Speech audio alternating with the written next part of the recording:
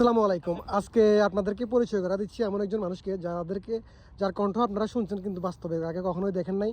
আজকে তাকে দেখবেন ব্যাচেলার পয়েন্টে সেই বিখ্যাত রোকেয়া খ্যাত অভিনেত্রী রোকেয়ার ভয়েসে যে কথা বলে সবসময়, যার অভিনয় আপনারা সবসময় ভয়েস শোনেন কিন্তু কখনোই দেখেন নাই তার কথা। আপনার নাম হচ্ছে যে রোকেয়া, আপনার বাসা সেটা তো আপনার বর্তমান ডায়লগ, কিন্তু ব্যাচেলার পয়েন্টে যে আপনি কাজ করেন সেই বিষয়টা আসলে দর্শক অনেকে জানে না যে আগে কাজ করছেন, বর্তমানে হয়তো আপনি প্রবাসে আছেন। সেটা ব্যাচেলার পয়েন্টের আপনার বিখ্যাত একটা ডায়লগ দেন যাতে সবাই চিনতে পারে যে আপনি ব্যাচেলার পয়েন্টে কাজ করছেন।